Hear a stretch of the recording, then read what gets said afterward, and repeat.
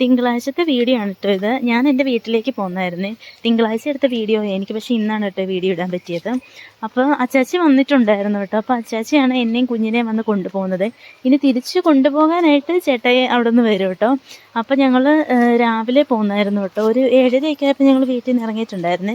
കുഞ്ഞ് കാറിൽ കയറില്ല കേട്ടോ. കുഞ്ഞിന് ഭയങ്കര ഛർദിയാണ് കേട്ടോ കാറിൽ കയറിയിട്ടുണ്ടെങ്കിൽ. പിന്നെ എൻ്റെ വീട് ഇടുക്കിയാണ് കേട്ടോ. അപ്പോൾ ഫുള്ളി വളവും തിരിവും ആയതുകൊണ്ട് കാറിന് പോകുന്ന കാര്യം എനിക്കും ഭയങ്കര മടുപ്പാണ് കേട്ടോ. അങ്ങോട്ടും ഇങ്ങോട്ടും എല്ലാം ഒലച്ച് കുഞ്ഞ് ഭയങ്കരമായിട്ട് ഛർദ്ദിക്കും കേട്ടോ. കൊച്ചിനെയും കൊണ്ടൊന്ന് ആലപ്പുഴ വരെ പോകാൻ പോലും നമുക്ക് പറ്റുന്നില്ല. അപ്പോൾ പിന്നെ ഇങ്ങോട്ടേക്കുള്ള ദൂരം പറയണ്ടല്ലോ.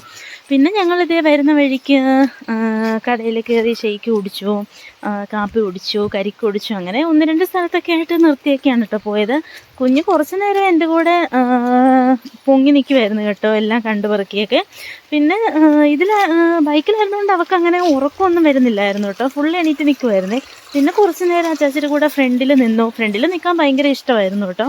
പിന്നെ പോകുന്ന വഴിക്ക് വെള്ളച്ചാട്ടവും അങ്ങനെ കാണാനായിട്ട് ഒരുപാട് നല്ല സ്ഥലങ്ങളുണ്ടായിരുന്നു കേട്ടോ. ഈ പ്രാവശ്യം എന്തായാലും വീട്ടിലേക്ക് പോകുന്നത് ഒരു ക്ഷീണവും ഇല്ലാതെയാണ് കേട്ടോ. എല്ലാം കണ്ട് ആസ്വദിച്ച് വലിയ ദൂരമൊന്നും അറിയാതെയാണ് കേട്ടോ ഈ പ്രാവശ്യം വീട്ടിലേക്ക് പോകുന്നത്. പിന്നെ ഞങ്ങളിത് കുട്ടിക്കാനമൊക്കെ എത്തിയപ്പോൾ നല്ല മഞ്ഞുണ്ടായിരുന്നു കേട്ടോ. നല്ല ഭംഗിയുണ്ടായിരുന്നു ഈ പ്രാവശ്യം പോരാനായിട്ടൊക്കെ കേട്ടോ.